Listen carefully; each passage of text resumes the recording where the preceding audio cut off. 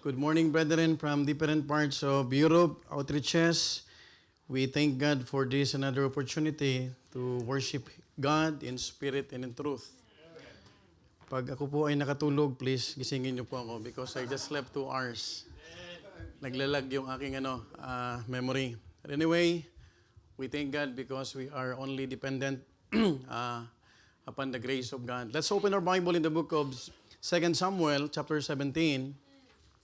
2 Samuel chapter 17, beginning from verse 27 to 29. And then we will jump to chapter 19, beginning from verse 31 to 39.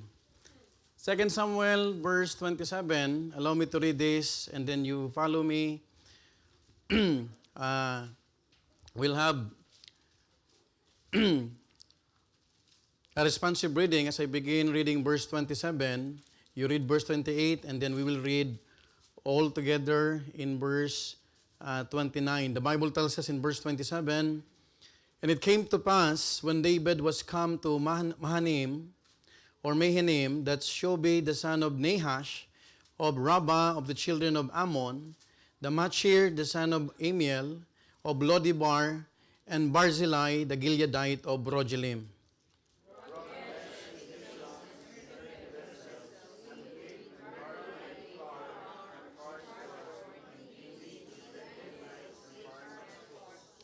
Verse 29, altogether now. "And honey and butter and sheep and cheese of kine for David and for the people that were with him to eat, for they said, the people is hungry and weary and thirsting in the wilderness." Let's jump to chapter 19. Let's read from verse 31 down to verse 39. Are you there? The Bible says in verse 31, okay, Ibitek, verse 31, the Bible tells us in verse 31, "And Barzillai the Gileadite came down from Rogelim and went over Jordan with the king to conduct him over Jordan.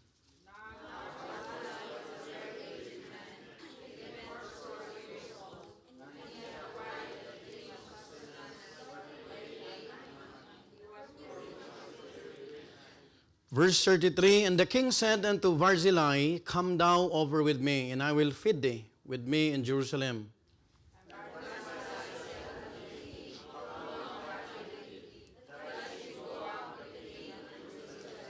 Verse 35, "I am this day 80 years old, and can I discern between good and evil? Can thy servant taste what I eat or what I drink? Can I hear any more the voice of singing men and singing women? Wherefore then should thy servant be yet a burden unto my lord the king?"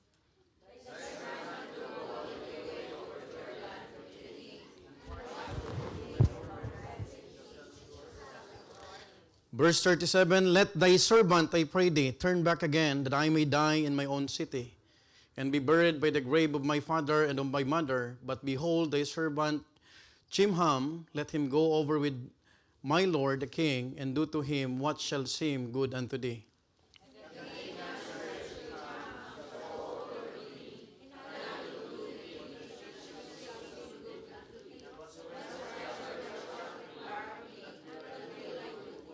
Verse 39, altogether now read.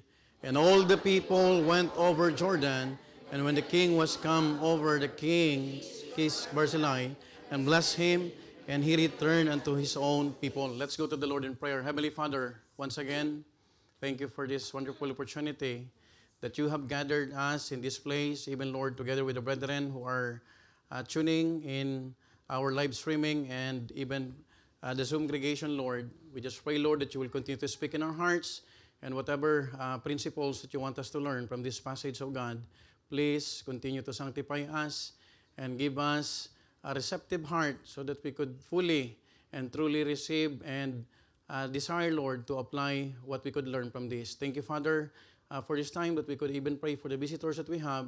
And if there's anyone, Lord, who needs to be born again in the Bible way, please speak to their hearts through the help of the Holy Spirit. May you save souls this morning as we continue to entrust even the brethren who are still sick, and even, Lord, for the brethren that we have in the Philippines who are experiencing storms right now, O Father. We don't want to comfort them, and we continue to claim all these things in the mighty name of our Lord Jesus Christ. Amen and amen. Please be seated. When we read the story of David during Absalom's rebellion, our attention is usually drawn to the major players. We focus instantly on the king who fled, the son who betrayed, the armies who fought, and the counselors like Ahithophel and Hushai. Folks, in this particular chapter, we could see that even the generals were divided. Counselors had differing advice, and the house of David, take note about this, was on the brink of collapse. But allow me to submit that there are unnoticed people in the narrative who were rarely noticed. In fact, you could see in the pericope title, when I say pericope title, it's the name or the section heading. You will not encounter the name Barzillai. Ang makikita mo ay the death of Ahithophel, David, Hushai, Absalom. Now, I would like to submit to all of you an infamous name whose name is Barzillai. He was not a front fighter. Are you listening at the back? And one of them, makikita natin kapatid, you could say that he is one of the unnoticed people and he is not a front fighter. Yet God saw fit to record his name in the scripture. Now, who is he, by the way? What did he do to merit such recognition? And another question before we proceed, what can we learn from him?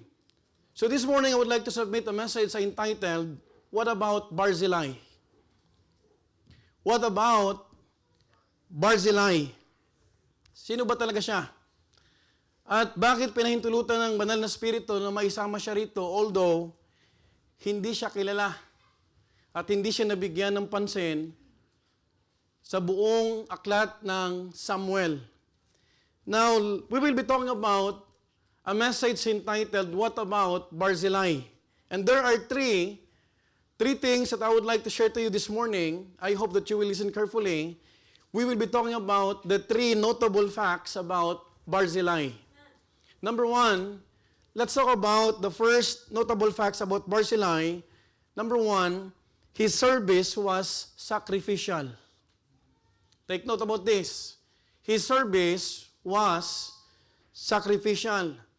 Let's read verse 27 to 29 once again. Ang sabi ng Bible, it came to pass when King David was come to Mahanaim, that Shobi the son of Nahas of Rabbah of the children of Ammon, and Machir the son of Amiel of Lodibar, take note about this name, and Barzillai the Gileadite of Rogelim, verse 28, brought beds and basins and earthen vessels and wheat and barley and flour and parched corn and beans and lentils and parched pulse.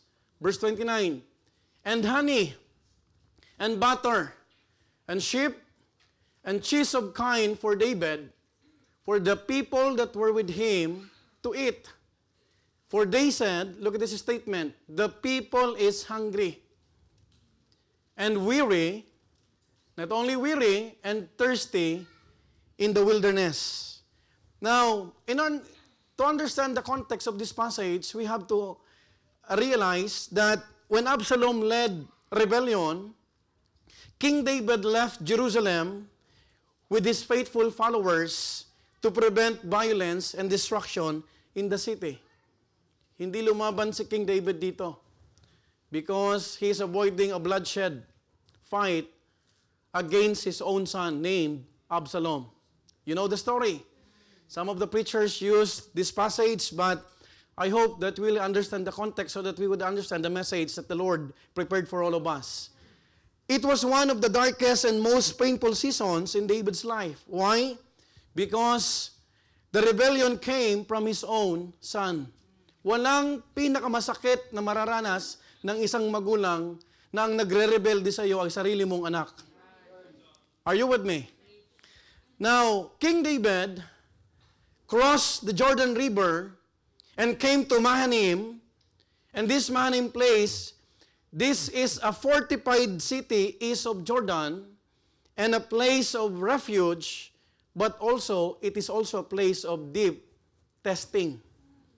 Are you with me? He and his people were very hungry dahil sila nga ay tumakbo. Hindi sila lumaban kay Absalom. What King David and his loyal people, they fled away, and this time, itong binabasa natin, they were hungry, they were very exhausted, and imagine, they were even emotionally broken. Kasi, sino ba naman ang matutuwa na ang papatay sa iyo ay sarili mong anak? Are you listening? Now, at that moment of need, God began to move in an unexpected ways, preparing help through unexpected people. Sometimes, hindi mo akalain na ang tutulong sa iyo yung mga taong hindi mo pa inaasahan. Are you following? Are you with me? That is why our trust should be upon God only. Now, it was Barzillai, the Gileadite, along with two other men who came just to help King David and his people. In verse 27, you would understand that Barzillai provided for King David out of his own resources when the king had nothing left. Wala kang madadala pag ikaw ay tumatakbo. Are you following? Now folks, my dear beloved brethren, who is Barzillai anyway? Number one, Barzillai was a wealthy man from Rogelim, in the region of Gilead, east of Jordan River. And if you want to know more about him, you must understand that he was already 80 years old during the time of David's exile. Yet, I want you to notice this phrase, his age did not stop him from serving and standing by God's anointed. Are you following? Siguro naman wala pa rito ang 80 years old. Are you with me? That is why we need to learn something about this man named Barzillai. Folks, we have to understand that Barzillai's service was truly sacrificial for several reasons. And I would like to submit, number one, the first reason is, he chose to give during a time of danger, not safety. Are you following? Let me repeat. He chose to give during a time of danger, not safety. Folks, my dear beloved brethren, Barzillai stood by David even when it was dangerous to do so. Since Absalom had taken over the kingdom, ang may kontrol na ng kaharian, hindi na si David, si Absalom na. And obviously, anyone seen helping the exiled king will risk his life losing his possessions. Or Barzillai could lose not only even possessions, but his life. Are you following? Kita mo kapatid sa Pilipinas, pag hindi ka kaalyado ni Duterte, okay ka. Are you following? Folks, you have to understand, if Absalom discovered this, and it triumphed, pwedeng patayin ang sinuman na tumulong. Are you following? And don't forget that Barzillai is already 80 years old. Another reason that I would like to submit is he gave despite his age and limitations. Pag ang tao tumatanda, marami ng limitasyon. Are you with me? Marami ka nang pwedeng maging reservation. That is why if you still have a strength, and if you are still enjoying your strength, serve now. Not in the future. Baka yung future na sinasabi mo, hindi na dumating. Are you with me? Folks, you have to understand, at 80 years old, he could have chosen rest. He could have chosen comfort. He could have chosen anything, kapatid, to relax, but instead, he chose compassion and faithfulness. In fact, when a person reached 80 years old, he reached the oak age, or what we call, simply called, the diamond age. He already reached the diamond age. Pag sinabing diamond age, nakatuntong ka na sa 80. Are you following? Pag 90 ka na, ang tawag dyan ay platinum age. Pag 100 ka na, kung buhay pa at hindi pa bumabalik ang Panginoon, ay centennial age.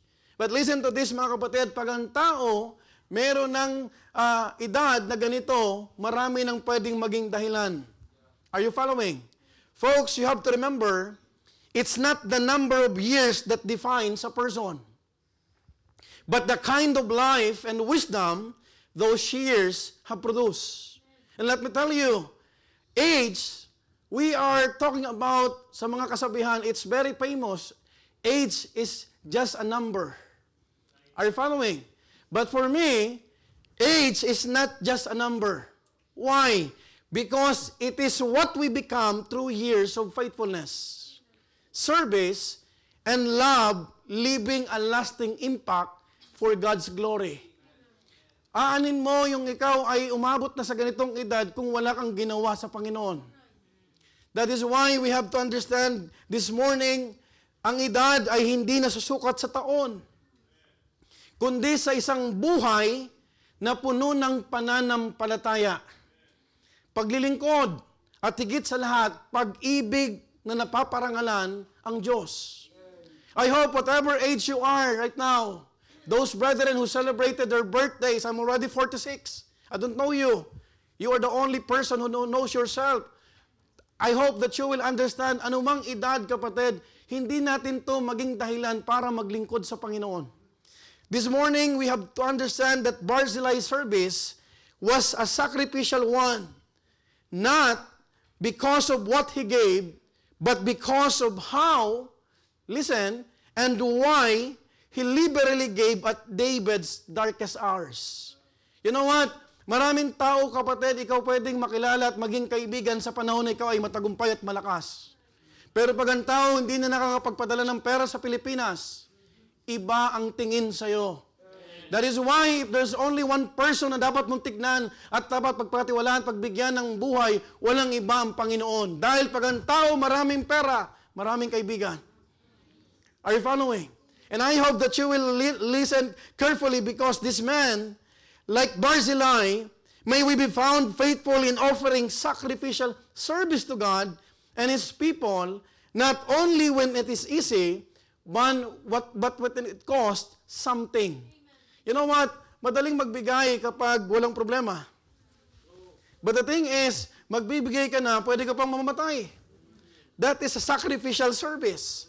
And we could understand from this story that true loyalty is revealed in times of testing. When we give, when we serve, and stand firm even at personal cost. Hindi mo makikita ang loyalty sa pag-attend lang.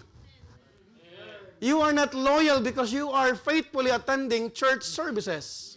You are loyal because you are serving God faithfully, even in the times of problems. Are you following? Hindi mo makikita na ikaw ay nagtatapat sa Panginoon kapag walang problema.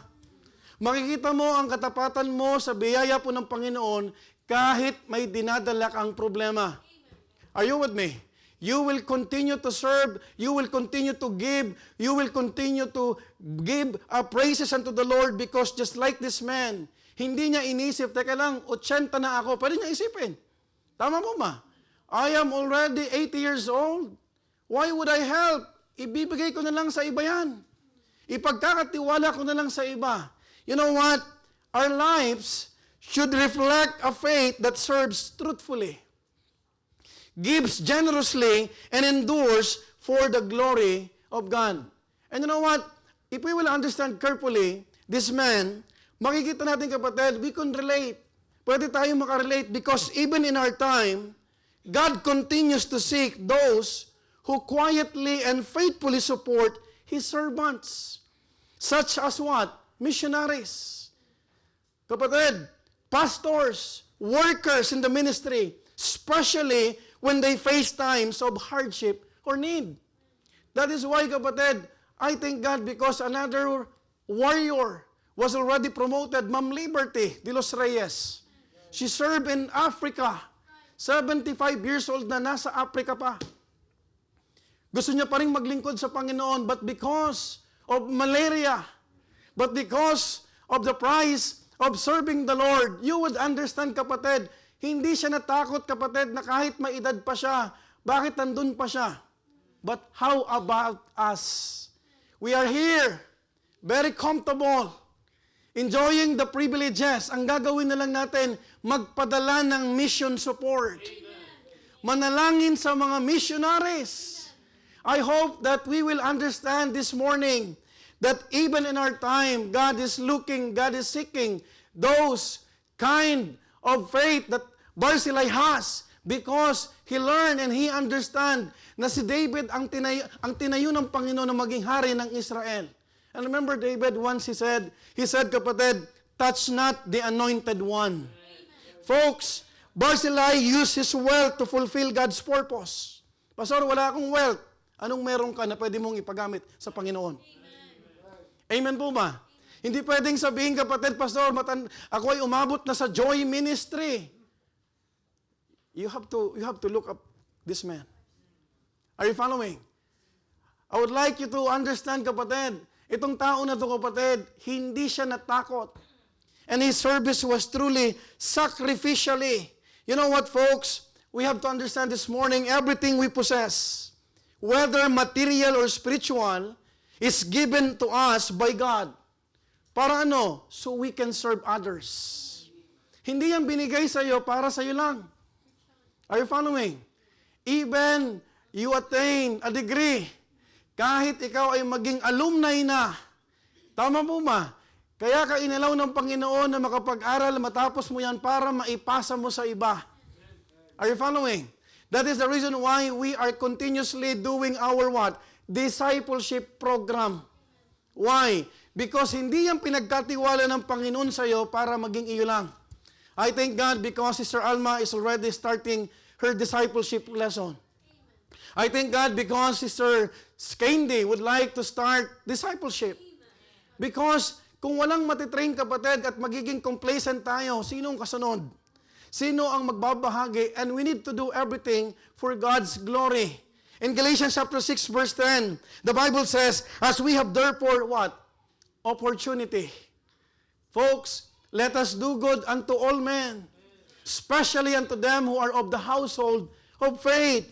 In 1 Peter chapter 4 verse 10, another verse, as every man hath received the gift, even so, look at this, minister the same one to another, as good stewards of the manifold grace of God. Nung nagkaroon ng sasakyan si Brother Art, pinapagamit niya sa biyaya ng Panginoon. What a blessing! Amen po ba? Because, what's the reason to flex something na hindi mo naman pinapagamit sa Panginoon? Are you with me? What is the problem, kapatid? Kung merong ibinigay sa iyo, di ba ang ganda, kapatid, na Lord, ikaw nagbigay nito, ipapagamit ko ang buhay ko. Yung aking talent, my profession, my career, my achievement in my university, gusto kong ipagamit sa iyo, Panginoon ko. I hope that we will realize, kapatid, that age is not just a number. Folks, we have to understand in verse 28 to 29, it tells us that Barzillai brought exactly what the people needed. Look at this particular verses, kapatid. In verse 28 to 29, look at what the Bible says in verse 28 to 29. Ang sabi ng Bible, brought beds. He brought what? Beds, basins, earthen vessels for what? Daily use. Grain, beans, lentils, lahat yan. Parched corns, and pearls, mga kapatid. Makikita mo, kapatid. And you have to understand, in verse 29, honey, butter, meron pang sheep, cheese of kine. Para kanino? For David. Para kay David lang ba? For the people that were with him to eat. For they said, nakita nila ng kanilang mata, the people is what? Hungry. Kaya tayo merong feeding ministry program. Amen po ba? Walang saysay na makita mo lang, hindi ka naman tumutulong. Are you with me? And weary and thirsty in the wilderness. My dear beloved brethren, this was everything necessary to refresh David and his weary men. You know what? Nung na-receive kapatid at tinanggap ito nila David, I strongly believe it was a great boost to their morale. Gaano kapatid, kasarap na merong concern sa iyo ang tao. Amen po ba? You know what? If you will look at it, this was no more token gesture. He was no longer a king. In fact, tumatakbo na si David. Kasi maraming tao kapatid na nagre-regalo sa bagong presidente o bagong hari. Tama po ba? Pero sa haring tumatakbo, wala kang makikita maliban sa tao na to, mga minamahal ko. His name is Barzillai. It was not an ex-deal. Folks, when I say ex-deal, hindi siya nasa ministry, hindi siya naglilingkod para sa kapalit. Are you with me? And we have to check our motive this morning. Kung wala kang makukuha, magtutuloy ka pa ba? Magtuturo ka pa ba sa Bible school? Magdi-discipleship ka pa ba? Are you following? Kung wala na bang love gift kapatid, makikita mo po ba yung sarili mo na nagpipreach ka pa rin ng may saya? You know what, folks? It was not reimbursable. He gave it what? Sacrificially, coming from his own pocket. I thank God because there are brethren here in Bethany, Milan, even in our outreaches who demonstrated this kind of what? Attributes or character. Na minsan kapatid, Pastor, ikaw na nagdala, ikaw pa rin nagbayad. Pastor, wag na i-reimburse because I wanted to give it to the Lord's work. What a blessing. If there are many what? Barzillais in our time. You know what? It was an act of sacrificial compassion. For it was neither commanded nor delegated to others. That is why, kung iniisip mo, ikay nagkakaedad na, you have to grab the opportunity, Lord, use my life. Habang may panahon pa. Amen po ba? Sana huwag kang mag-desire na sumunod at tanggapin ng Panginoon kapag ikaw ay nasa higaan na ng hospital. You have no way for you to be baptized. Oh, I remember someone decided to follow the Lord in water baptism. But we cannot do because he is a bedridden patient. I hope na habang may pagkakataon pa, you have to count the numbers of years. Amen po ba? You have to count the privileges na binibigay sa inyo ng Panginoon, the chances, Lord. I am already 50, 60, malapit na ako sa 70. Lord, use my life. Just like this man. Sana ma-encourage po tayo ngayong umaga. Amen? Na hindi to kapatid, isang birong bagay. That is why I called it a sacrificial service. Why? Kung tatanungin mo ang isang 80 anyos na tao kapatid, mahina na. Hindi na masyadong makarinig. Yung mata lumalabo na. We thank God because may mga lola tayong malinaw pa rin ang mata. Oh, I remember my lola, she can still read the Diglot Bible without using eyeglasses. Sabi ko, Lola, anong kinain mo? Apo, kumain ako ng kalabasa. Huwag kang kumain ng puro karne. Are you listening, Brother Art? Kumain ka ng kalabasa. Pampalinaw ng mata, hindi para mangopya. She died almost 100 years old. She fought a good fight. She was being persecuted with my titas here because they are Jehovah's Witnesses. But you know what? I remember what she said, mamamatay akong isang Baptist. Because sa Baptist ko natutunan at nakilala ang totoong tagapagligtas. We are not capitalizing the name of the Baptist, my dear beloved visitors. But here in our church, we are not a religion. Gusto po namin ipaalam sa inyo na hindi namin kayo matutulungan papunta sa langit. As much as we wanted to help you, my dear beloved visitors online, I hope you are listening very well. I hope hindi masayang yung pagpunta mo dyan because someone invited you, someone prayed for you. And the perfect will of God for your life is what? To know more about Jesus. Na wag mo nang isipin, kapatid, na mga minamahal kong bisita, tsaka na lang, ayusin ko muna buhay ko. O pag natapos ng problema ko, dahil ang problema, hindi natatapos. Problem starts from womb to tomb. Kahit sa kamatayan, merong problema dahil walang pambili ng kabaong. Kaya paano mo sa akin sasabihin na tsaka na lang, maglilingkod ako pagtapos ng problema dahil nung iniwanan mo, walang pambili ng kabaong. Are you following? And I hope that you will realize na habang maaga ka pa, habang hindi pa natin nare-reach yung edad ni Barzillai, we could have the desire, Lord, use my strength, use my knowledge, my wisdom, as long as I have a sharp memory, Lord, use it for the furtherance of the gospel.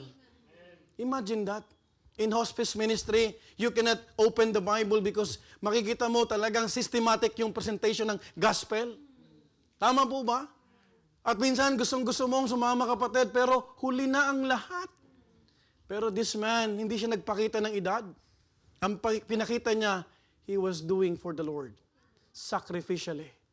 Folks, we have to understand, sila mismo ang kumilos.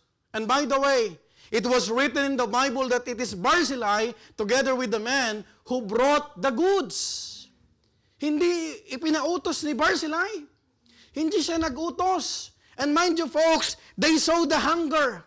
They saw exhaustion and thirst of the king's people and responded immediately. You know what? Pag may nakikita tayong need, huwag nating pagpabukas-bukas. Amen? I appreciate Sister Diamond when she would like to have a Bible study in her working place. Because there's a need. Hindi natin alam kung hanggang kailan mo yan makakausap. Amen po ba? O there are many uncertainties in life. Wala nang dahilan para makipag-away ka sa mahal mo sa buhay. They need the Savior. They need eternal life. Forget about those things na nagawa sa'yo. Kasi minsan yun nag-aad lang sa'yo para hindi mo bibigay yung tulong na dapat mong ibigay sa kanila. Are you following? Folks, hindi inisip ni Barzillai, teka lang, pagod na ako, teka lang, pwede kong iutos to. Siya mismo ang nagdala kasama ng mga lalaki. Wow, what a blessing. What a sacrificial service. Because we could learn from this, kapatid, he was not even a politician. Hindi siya para tumakbo pa. Hindi siya para kumuha ng tinatawag na pabor sa hari. He was simply just a man who wanted to do what is right. Folks, it is possible to do an act of kindness and not want anything in return. It is possible to be heroic and not have a hero syndrome. Kapatid, sana wala sa ating kapatid dito na meron tayong hero syndrome. Ikaw yung bida. Walang bida dito, ang bida lang yung Panginoong Hesus. Can I hear amen?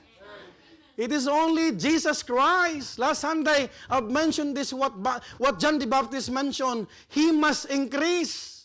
And I must what? Decrease. You know what? Pag ikaw ang laging bida, kapatid, makikita mo, kapatid, you do not understand yet the importance of serving God sacrificially. Because pag ikaw na nagsasakripisyo, hindi na nagmamatter kung ikaw ang matatawag.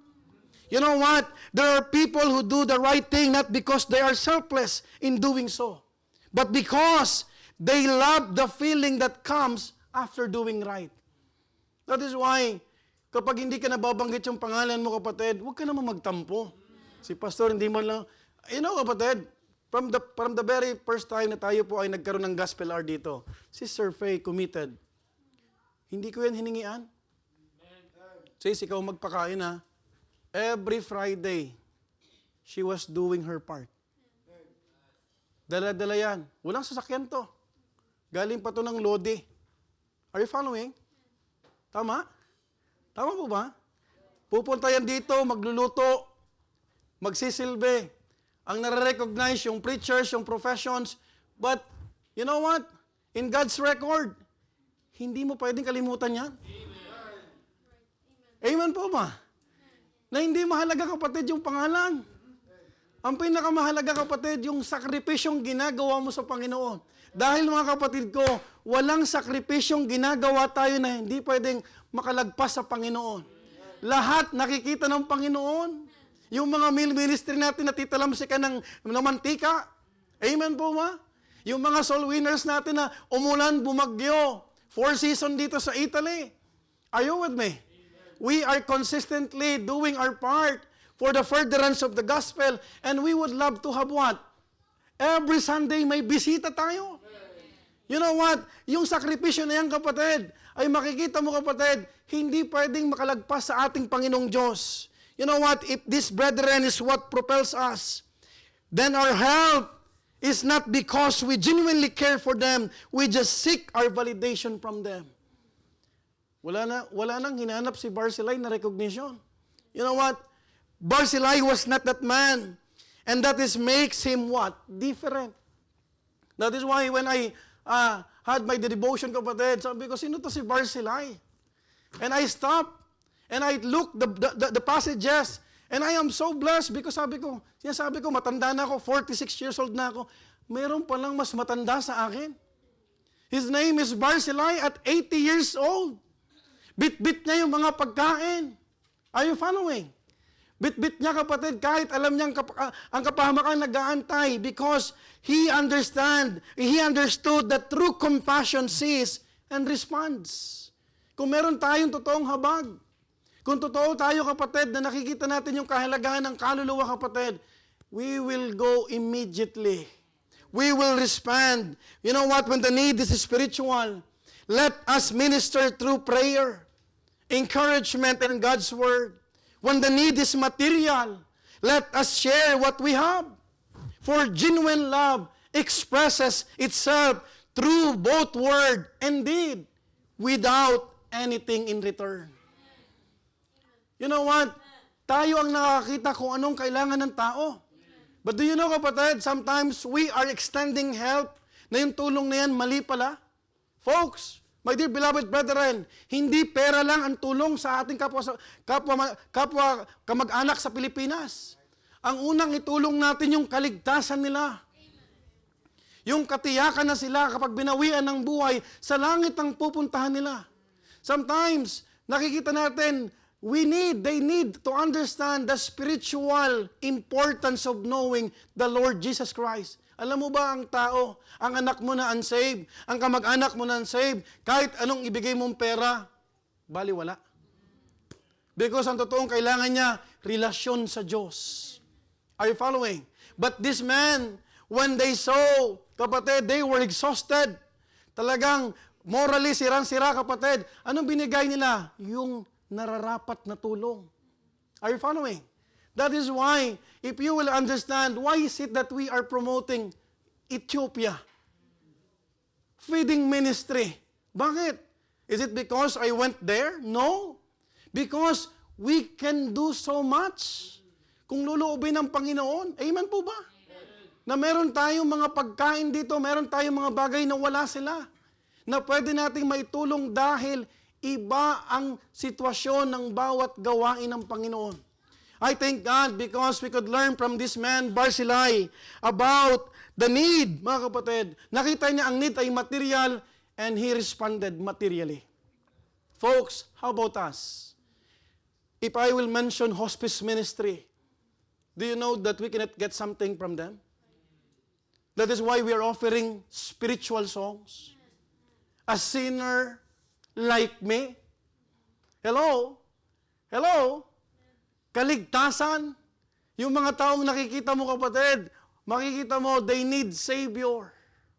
Question, sino sa atin ngayon dito ang lumabas ngayong araw, ngayong linggo na ito at nagbahagi? Hello? Outreaches. Let me ask you,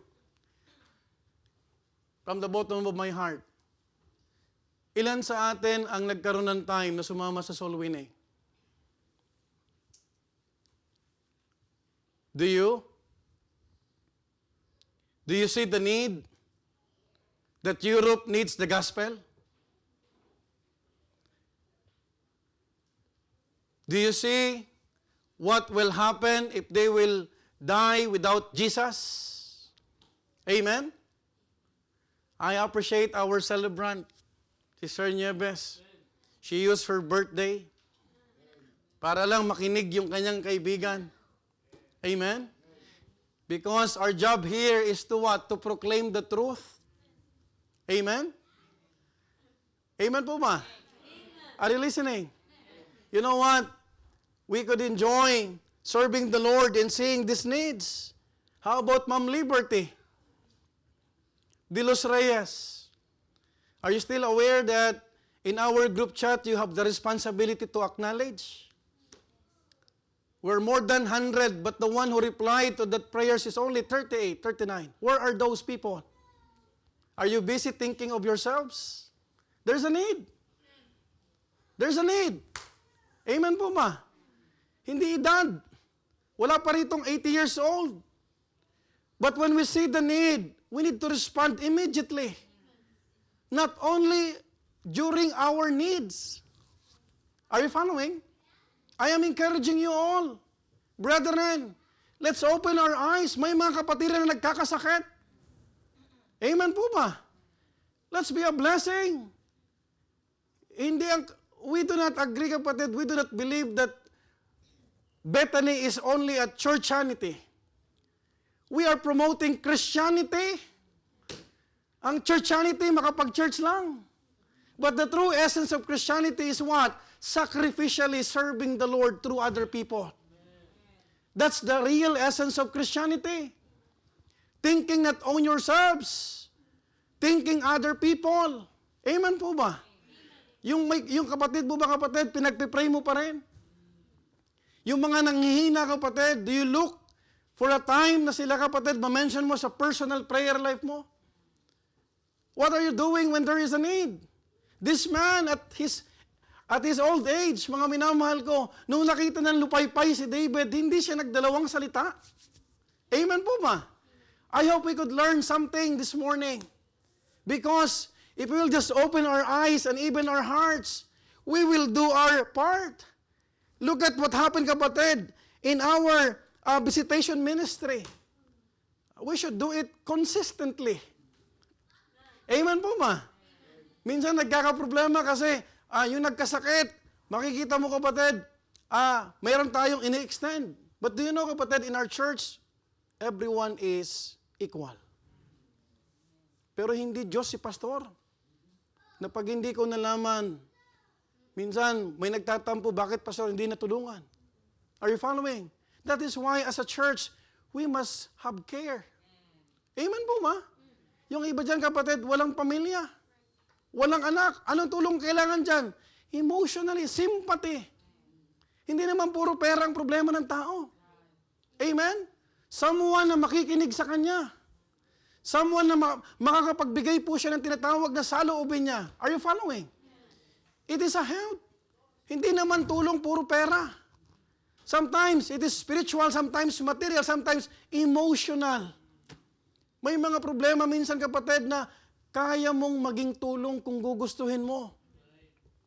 Without thinking of your age. Are you following?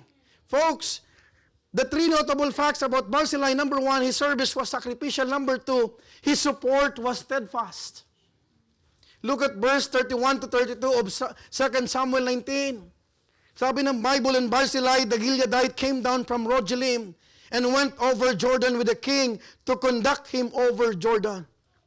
In verse 32, now Barzillai was a very aged man, even 80 years old. And he had provided the king of sustenance while he lay at Mahanaim, for he was a very great man.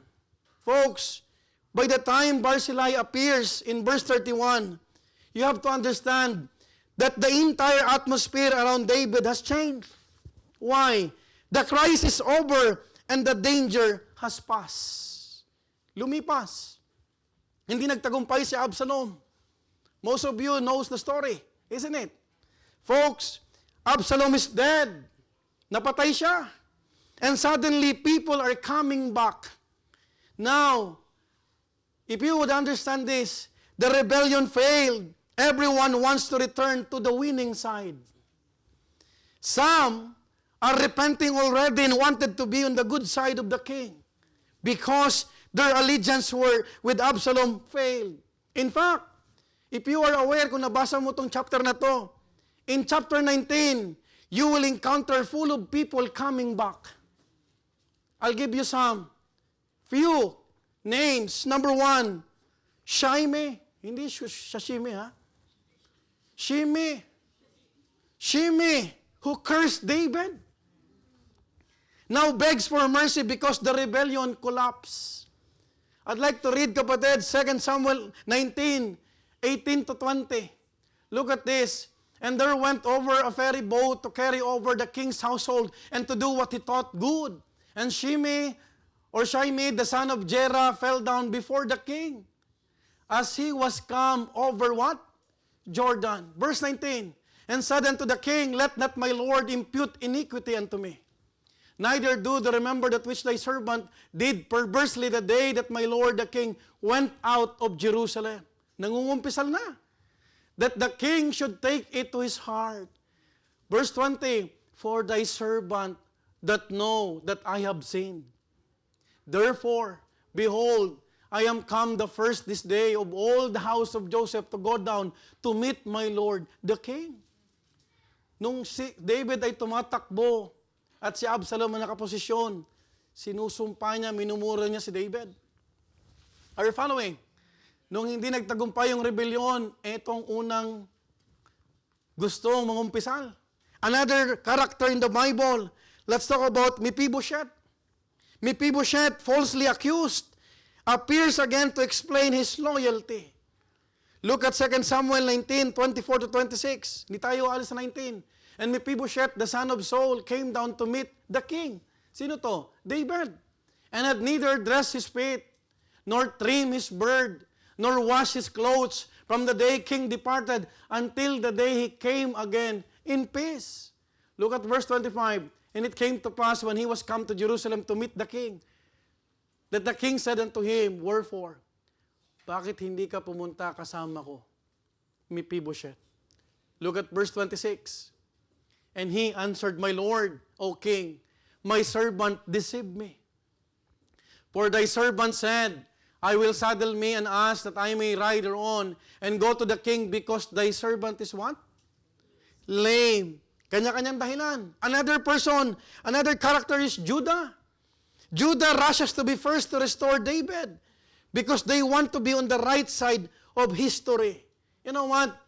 This is the kind of people who will see, or you will see, in the world. Their loyalty is not to who's right, but who is on the winning side. Folks, but not so with Barzillai. Ang mundo, kapatid, kung sino ang nasa posisyon, nandun ang lahat.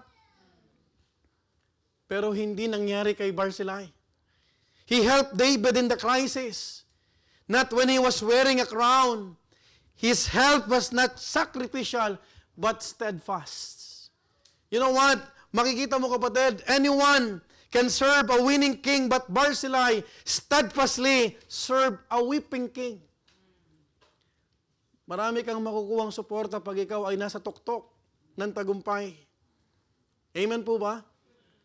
Pero wala kang makukuhang suporta at yung dating nagme-message sa'yo ng mga mabulaklak, pag hindi mo napapahiram na, hindi na nakakaalala. Are you listening? That is why dapat ang ka-message mo lagi yung Panginoon. Amen po ba? You know what?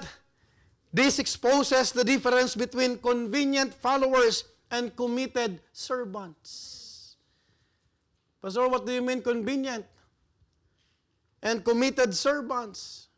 Convenient Christians today, pupunta, walang service.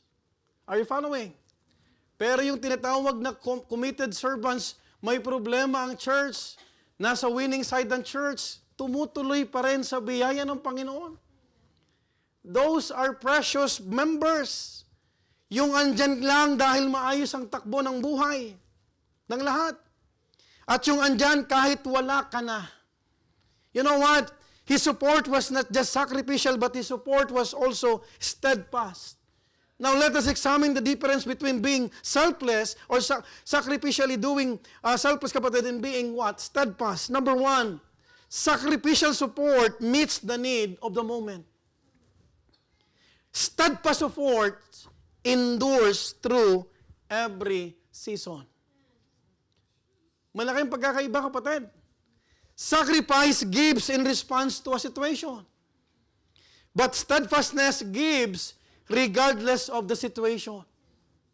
We are taught to give not out of need, but we need to give out of love. Amen? Folks, sacrifice is measured by what you give up. Steadfastness is measured by how long you stay. And lastly, sacrifice shows the cost, while steadfastness shows consistency. You know what? You will treasure those members. Makikita mo kahit anong mangyari, nandyan lang yan. Nagpapatuloy sa biyaya ng Panginoon. Amen? Minsan dyan, kahit walang trabaho, tuloy pa rin. Amen? Minsan dyan, kahit may problema, nagpapatuloy pa rin. Just like Barzillai, makikita mo, kapatid, na ang steadfastness ay tuloy-tuloy na katapatan at kabutihan kahit hindi ka inaasahan. Pwedeng magbalat sibuyas ng isang araw dahil napipilitan ka o naawa ka lang. Pero kapatid, pag ikaw ay nakita mo na you are committed before the Lord, you will understand kahit anong problema, kahit ikaw ay nagkakaroon ng personal struggles, you will still serve the Lord through His people. And you know what? The Bible says, He had provided the king while he lay in Mahanaim. Look at this, in 2 Samuel 19, verse 32. Now Barzillai was a very great man, or aged man, even fourscore years old, and he had provided the king of sustenance while he lay at what? Mahanaim, for he was very great man. I want you to notice the phrase, while he lay. This praise is a continuous action. Not one time at one time gift. David stayed in Mahanaim for a season. It lasted 2 days or weeks. Hindi siya nagbigay ng isang bagsakan lang. Nung nandun sila David, kasama ni David yung mga loyal na tao ni David, nagpatuloy yung tinatawag na supply. You know what? You could see the steadfastness of this man. Barzillai continued supplying him in the entire time. You know what? The Hebrew verb used here indicates ongoing provision, not an isolated event only. Hindi lang isang beses. It shows what? Steadfastness. It's not a one-time support. You know what? You will understand, makikita mo, kapatid, you would see the need na kung ano yung dapat mo, kapatid, ibigay sa Panginoon. Yung buhay mo, yung resources mo. It's not a one-time event. If you are not convicted to those things, makikita mo, magbibigay pa balat, bigay ka lang. But if you are aware about this, kapatid, that there is a need, and the Lord can use you, you would say, Lord, use me. Ikaw ang magpipresenta sa Panginoon, Lord, gamitin mo ako. I know, ako yung pwede mong gamitin, Panginoon. You know what? I believe with all my heart, that's the heart of Barzillai. Kaya hindi niya naisip, kapatid, na matanda na siya. You know what? Sometimes, we can accommodate people selflessly, but only up to a certain point. I hope we will grow in our faith. Na once na tumulong tayo, dapat walang kapalit. Amen po ba? Starting here, hanggang dyan sa media, I hope it will instill in our souls that when it comes to ministry, walang ex-deal.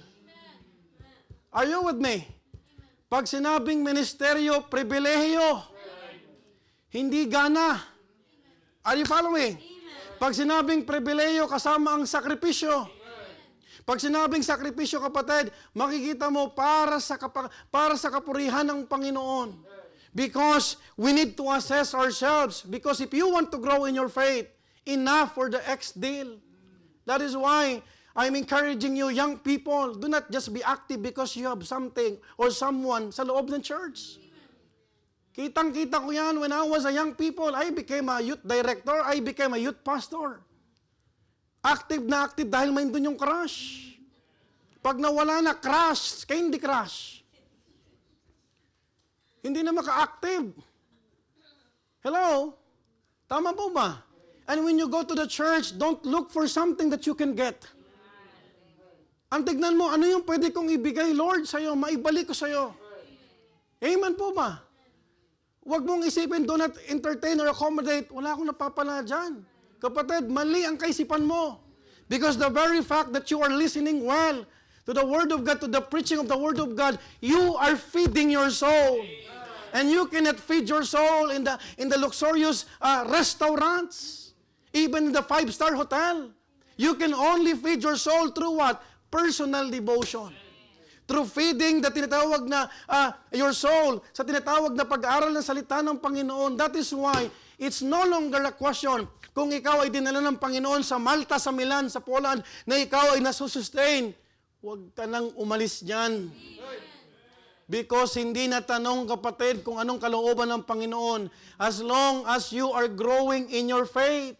And by the grace of God, kapag malusog ang spiritual life mo, ang kaluluwa mo, you will enjoy the Lord's Word. Folks, may threshold tayo kung hanggang saan lang tutulong. Pero hindi yung ibig sabihin ng steadfastness. In the same way, we can help those who are weak today and tap their backs with the usual, keep on, brother or sister. And go on with our lives. But to minister to them daily and to check on them intentionally is what separates a one-time selfless act to a steadfast care. Kapatid, I hope that you will still give time to call a brother or a sister randomly na hindi ka tatawag para mangutang o may pabor. Tatawag ka para kumustahin siya. Amen po ba? Masarap, kapatid, maka-receive ng tawag na puro. Are you following? And you know what? You are sad. You are devastated when someone from the Philippines are texting you pag malapit na yung buwan. Tama po ba? Because alam mo na kasunod. The same feeling. The same feeling. At hindi lang ikaw, kapatid, ang taong may kailangan. When was the last time that you called someone from your church, from your outreach? Amen po ba? Na tumawag ka, nagbigay ka ng concern. Pinarating mo, Brad, I'm praying for you. Amen po ba? Tama po ba? Brad, alam ko may dinadala ka, tuloy ka lang. Sometimes, when it comes to our own family, we are so passionate. Hello? Tama po ba? That's why there's a danger. Sabi ko nga, maganda na-clear kanina, na kung bakit tayo merong gospel hour na maraming views because not only by grades, but with a pure motive. Pag inalis kayang grades, are you still going to invite? Are you still you will follow the gospel hour? Because you know what? Kahit sa pagdadala ng bisita, yung mga bisita mo, ramdam yung sincerity natin. Amen po ma? Alam nila, kapatid, if we are really sincere. Because just like this man, we can show our steadfastness in many areas. Number one, our mission giving is sacrificial. But our consistent and timely giving is steadfastness.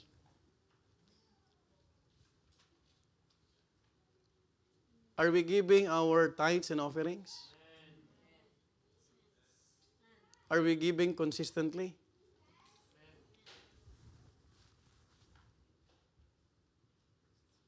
Our Sunday's attendance is commendable. I'm happy last Sunday. Ngayon, punong-puno tayo dito. It's commendable.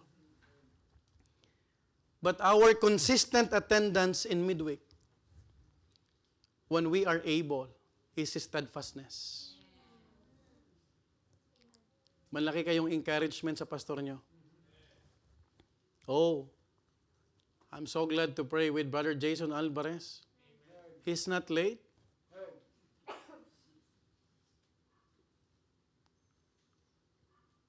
Di ba nakakataba ng puso ko pag magkakasabay tayo? Amen?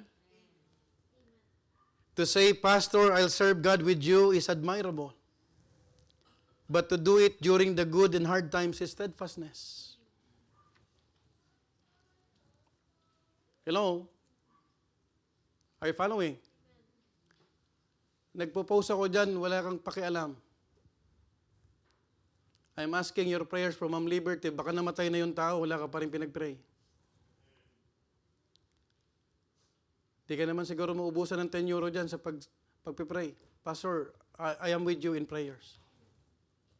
Hello? Sometimes, you see yourself as the only or the most important person. You're not. Let me remind you, you're not.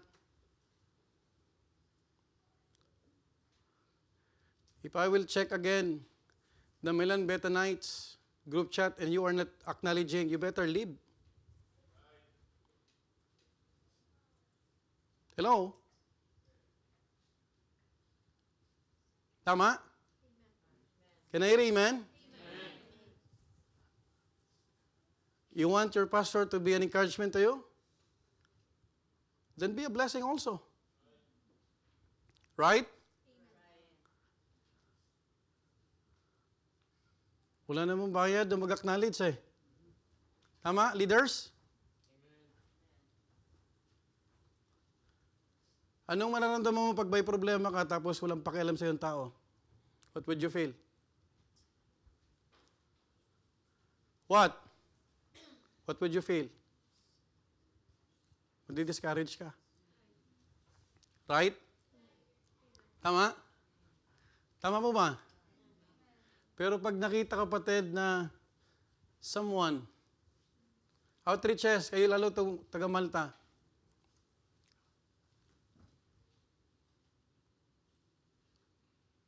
don't just think that you are the needy people.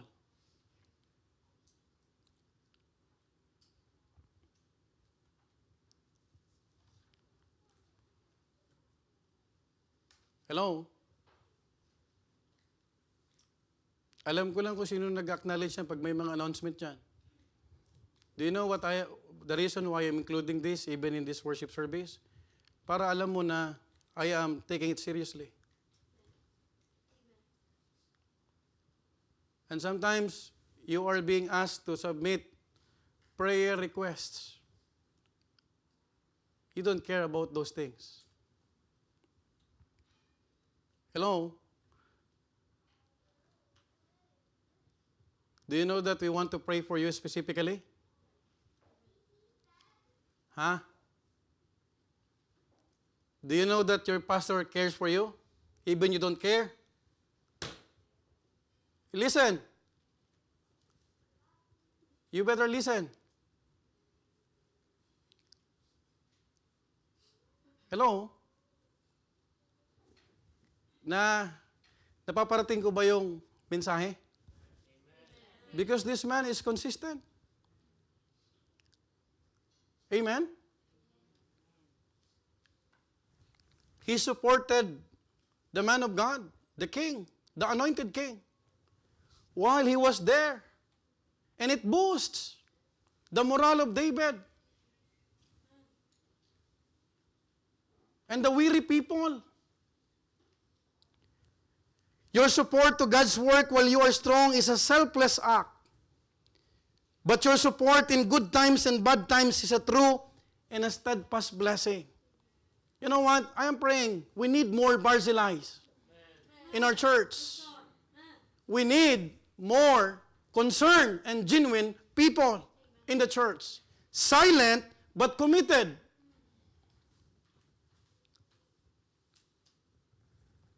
Tahimik lang pero nandun. I appreciate Brother Emil. Mula itong naging Kristiyano to, active to. You know what? That's an encouragement for your pastor. Hello? Malaman ko lang na kaisa kita sa prayer. Masaya na ako. Right? We need more Barzillai, not emotion but conviction-driven. Faithful in the bottom and present at the top. If there's one steadfastness that I would covet all of us to have, it is to have a steadfast love for the Lord. Because His love for us is what? Sacrificial. Genuine. Right? Alam mo ba, pag mahal mo ang Panginoon, hindi pwedeng hindi rin mahalin yung kapwa mo. Wala akong alam na totoong nagmahal sa Panginoon na hindi nagmamahal ng ibang tao. Are you following? Are you with me? Sometimes, gusto natin ng encouragement. Amen? Pero tinanong mo ba sarili mo, nag-encourage ka rin ba ng iba? Thirdly, His service was sacrificial, His support was steadfast, and thirdly, His spirit was selfless. In 2 Samuel chapter 19, verse 35 to 38, I am this day 80 years old. He declared, He proclaimed, and can I discern between good and evil? Can thy servant taste what I eat or what I drink? Can I hear any more the voice of singing men and singing women? Wherefore then should thy servant be yet a burden unto my Lord the king? Verse 36, thy servant will go a little way over Jordan with the king, and why should the king recompense it with me with such a reward? Verse 37, let thy servant, I pray thee, turn back again, that I may die in my own city, and be buried by the grave of my father and of my mother. But behold, thy servant Chimham, let him go over with my lord the king, and to him what shall seem good unto thee. Last verse. And the king answered, Chimham shall go over with me, and I will do to him that which shall seem good unto thee, and whatsoever thou shalt require of me, that will I do for thee. Now, we're almost done. When the dust settled, he was given an offer by David to come with him. Saan? Sa Jerusalem. And enjoy the king's table. It means that invitation is to live in the palace with him, eat with him, and just spend the last part of his life in a royal manner. King David was offering this man, Barzillai. But take note, pag ikaw ay nabigyan ng ganitong pagkakataon, it was an opportunity of a lifetime. But Barzillai begged off. Why? He was not interested in earthly rewards. Are you following? In an opportunity that can be missed, Barzillai declined.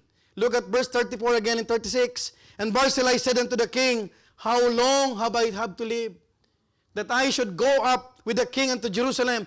I am this day 80 years old. Verse 36, we have no more time. Thy servant will go a little way over Jordan with the king, and why should the king recompense it with me with such a reward? I tried to find the translated in Tagalog. Sabi rito ni Barzillai, matanda na ako. Mahina na ang katawan ko. Hindi ko na kayang maglakbay ng malayo kasama ang hari. 80 taong gulang na ako at di na kagaya ng dati na kayang masuri ng maayos ang tama at mali. Hindi ko na malasahan ang pagkain. Look at this. Medyo bingi na ako at hindi ko na marinig ang awitan tulad ng dati. Ayoko maging pabigat pa sa hari. Have you heard that? It was a statement coming from a man who sacrificially served the Lord through his people. Kaya sasama lang ako hanggang kaunti at ihahatid siya hanggang Jordan at hindi ko na kailangan gantimpalang inalok na dahil hindi ko na rin yun magagamit. You know what? He went to Jordan personally, accompany, and honored David at the most important point of the king's return. Sinamahan pa rin niya si David. But he refused to go further because he knew his body could no longer handle the full journey. Sinabi niya, let me die in my own city, but let Chimham go with you. Folks, allow me to express this statement. No entitlement, no manipulation, no utang na loob collection. Are you with me? The life and actions of Barzillai clearly reveal a selfless spirit with humility, generosity, and godly wisdom. So all these times that he helped, he was not looking for anything but just to what? Really serve. Alam mo, kung lahat ng mananampalataya, ganito ang kaisipan at puso, the Lord will truly bless the church. Hello? Barzillai showed a selfless spirit, not only by refusing rewards he could no longer use, but also by offering Chimham to go with the king in his palace. You know what? You would understand this, kapatid, because instead of thinking about his own honor, comfort, or recognition, he thought of what would best serve David and God's kingdom. You know why? Meron siyang in-endorse na tao. His name is Chimham. Barzillai knew his season was closing. He did not force himself into a role he could no longer carry. What's the principle from this? A selfless spirit knows when to step back, so the work is not hindered. Kung hindi tayo para sa isang bagay, huwag nating ipilit. Are you following? If there is one thing about selflessness, it's this. Selflessness releases opportunities to others. Think about other people. Amen po ba? Think about those people, kapatid, nakakabaptize lang. Kung hindi ka magiging makasarili, wala kang sasayanging oras na hindi ka maging pagpapala sa buhay niyan. Are you with me? That is why I'm encouraging Brother Romnick, itong mga lalaki dito, give time to Joey. Give time to those visitors who are coming back. Minister to them. Hello? I am talking about Brother Victor. I'm talking about those brethren in Poland, those brethren in Oslo, Preacher Jerry. Hello, why I'm doing this? Because I want you to understand, kapatid, na lahat ng binabahagi natin, merong kabuluhan yan. It will strengthen their faith. Amen po ba? Regardless of their weaknesses, regardless of their situation. You know what? Barzillai, he had the chance to enjoy royal comfort, but he passed it on to other person. That is a selfless spirit, sees blessings as something to share, not monopolize. Hello? Are you following? Bakit tayo magme-men's meeting? I hope umattend ka na lang. Amen? Amen po ba? I could cancel meetings today because my son inaapoy ng lagnat. But I hope you could understand, kapatid, na ginagawa natin to because we don't want other men to become what? Casualties. Because ang tinitira ng diablo sa loob ng church, pag hindi nagiba ang pastor, ang leaders, mga lalaki. Are you aware about that? It is the humility and honesty to say, this ministry is not mine alone. When it is a place where others could grow. Hindi natin to ministry. You know what?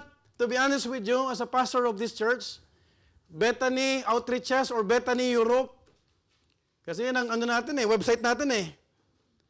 If God will call someone when I am old, I will step aside. Hindi ko ipipilit ang sarili ko. Are you with me? Are you listening? Most especially pag hindi ko na magagampanan yung trabaho ko bilang pastor sa buhay nyo. I told one of the sisters in Malta, as long as I am the pastor of this church, I will do my job to guide the outreaches.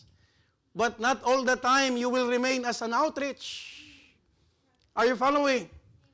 Not all the time magkakasama tayo because at the end of the day, makikita mo, kailangan makita ng bawat leader as a group leader, leadership is not mine. My group is not mine. This outreach is not mine. Yes, I serve all these years, but if God will raise a young one to serve in my stead, I will give it way. Are you ready for that? Hello? Preachers in charge. How about if God really placed in your heart, hindi ka pala talaga dyan. Are you willing to pave the way? Are you with me? That is why when you are given a chance to minister, do your best. Hindi natin to ministry. Because whatever we are building today is not really for us alone, but for the new generation to inherit. True ministry is not about position or reward. It's all about participation in God's work. You know what? I've learned this as I meditate this passage, that the purest form of serving and giving is done for God alone. Kahit ubusin mo palalakas mo. But the purest ministry, when it comes to the ministry, yung giving at serving, dapat ginagawa mo yan sa Panginoon. Because people come and go. Hello? Yung mga bisita nandito, hindi natin alam kung babalik sila o hindi. But we would love to see them back. But it is only God who could add souls and members of the church. We are not the one who is adding members of the church. It is the job of the Holy Spirit to convict one's heart. And we learned, kapatid, we could learn a selfless heart desires that others be blessed too. You know what? I appreciate missionary Chris. He is passing it on, yung tinatawag na lesson sa men's meeting dun kay Brother Albert. Amen? Amen po ma? Hello? Kasi walang saysay kahit mag-top 1 ka. Hello? Kung hindi mo yan napapasa sa iba. Right? What's the benefit, kapatid? That you attain something na hindi mo naman pinapasa sa iba. But you know what? If you will remind yourself, because of this man, Barzillai gave the chance of honor to Chimham.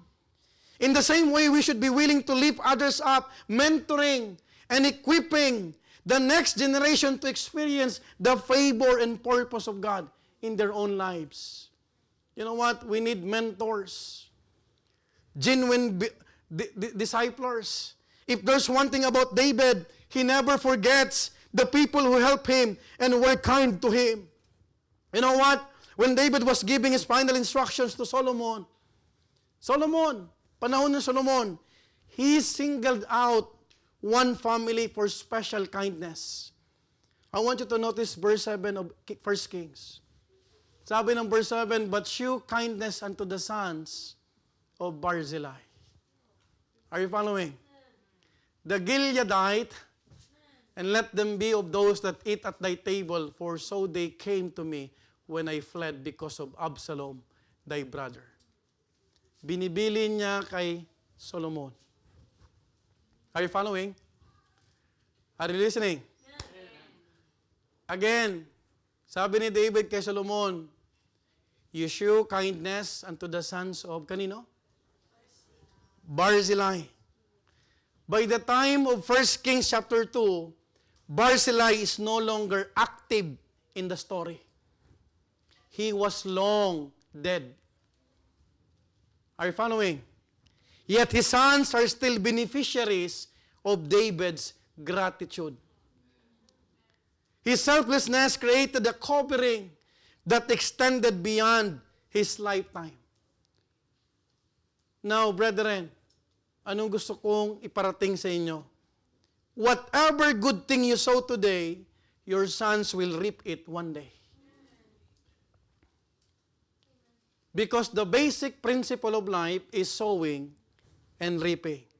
Galatians 6:7-8. Just give me 5 minutes. I am done. I am about to close. Be not deceived. God is not mocked.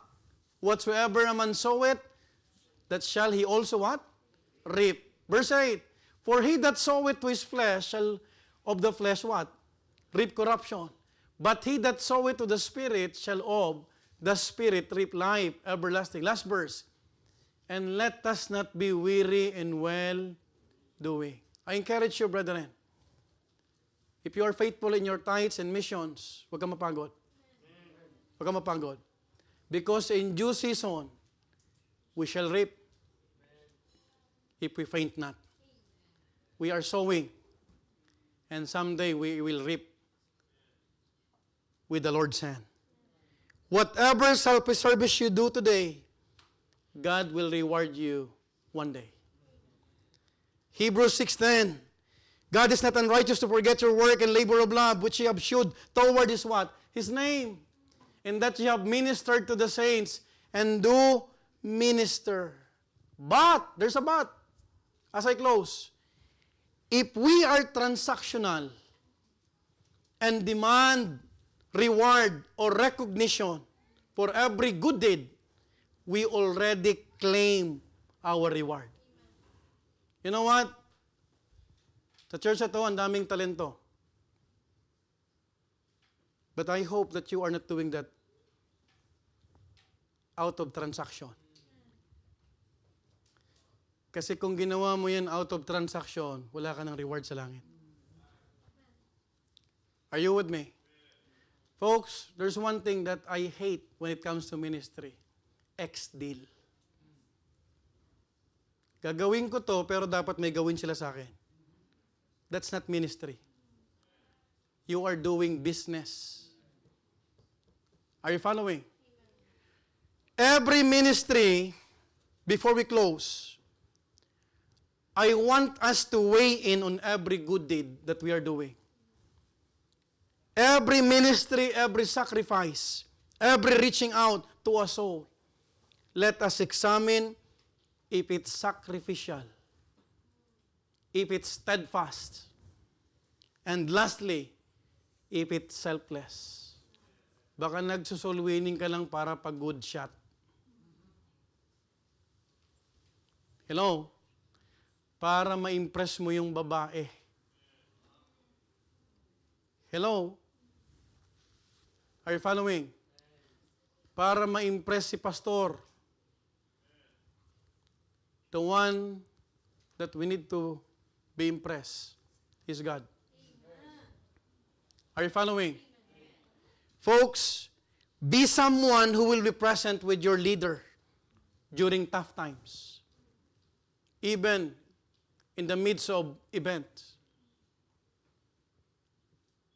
Habang nasa event at habang nasa ministry ka, masarap na kasama mo ang leader kahit sa kabila ng pagsubok. Dahil pag naging tagumpayan, kasama ka din. Be a servant who seeks no benefit, but bends in loyal service to the King of Kings. I will be reading 2 verses and we're done. 1 Corinthians 15:58. Be steadfast. But before that, look at this first word, therefore. A concluding statement of Apostle Paul. My beloved brethren, be steadfast, unmovable, always abounding in the work of the Lord, for as much as you know that your labor is not in vain in the Lord. Jeremiah 41:17. Hindi kasama to sa outline. This morning, I just realized na yung pinangako ni David kay Solomon, hiningi niya kay Solomon to show kindness of the family of Barzillai. Nangyari. And when Barzillai said to King David, you bring Chimham. Look at Jeremiah 41, verse 17.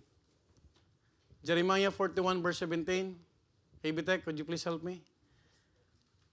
Ang sabi ng Jeremiah 41:17, and they departed and dwelt in the habitation of Chimham,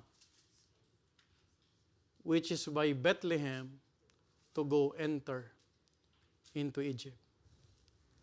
I want you to notice this phrase, dwelt in the habitation of Chimham.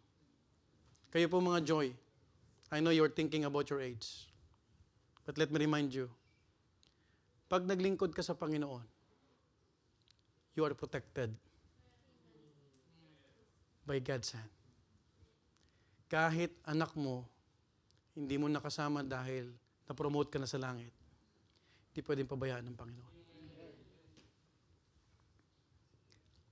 Because when God promised something, He will perform it. And He will surely fulfill it. I know you are thinking about your age. Dumadami ang ating joy. Pero gusto ko tang i-encourage sa gabing ito, sa hapon na to, I mean. Just serve the Lord wholeheartedly. Yung faithfulness mo sa tithes, sa mission, yung part mo sa feeding ministry, or whatever, yung binibigay mo sa Thanksgiving, lahat yan. It's not in vain. Because you are doing that for the Lord. But don't expect blessing from the Lord kung wala kang binibigay. Because God's protection is real. And it reached, patay na si Barzillai, binibilin pa to ni David kay Solomon. Wala na si Solomon, si Jeremiah na to, may habitation pa rin ang mga anak ni Chimham. Mawawala ako kung hindi pa babalik ang Panginoon, yung anak ko, hindi lang magsusurvive. If I am doing this purely ministry, I can rest assured by the grace of God that my family will be taking care of God. Because hindi liko ang Panginoon. Kaya huwag mong kunin ang reward mo dito. Kung hindi ka nababanggit, mas maganda. Kasi ibig sabihin, may reservation, may preservation pa yung commendation yan sa langit. Are you following? I hope that as we think of our age, because you might be putting some limitations. Hindi na ako mag-serve, alalay na lang ako kasi matanda na ako. Think about Barzillai. Preacher Jerry, continue to plant the good news in London. It's not an accident, sir. One of the tools of Satan is to mix the truth and error. And Islam would like to conquer the whole world. Through what? Through what? Demographic fertility. Listen carefully. Listen carefully. Kung wala tayong gagawin sa church, dadami ang Muslim. And one day, kung ano nakikita natin sa Germany, sa London, ito ang mangyayari sa mundo. Kasi dumadami sila sa bilang. Pero yung mga lokal, wala. As a believer, as a church, habang may lakas pa tayo, tulungan niyo yung pastor niyo. Amen? Let's help one another to turn the Europe upside down using this. Kahit walang kapalit. Because nagsuko ako ng buhay, walang nangako sa akin, ni isa sa inyo. 13 to 14 years ago, no one promised me, Pastor, pag nagpastor ka, suportahan kita. You know my testimony.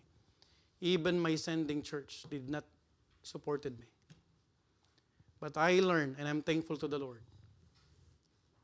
He enabled me.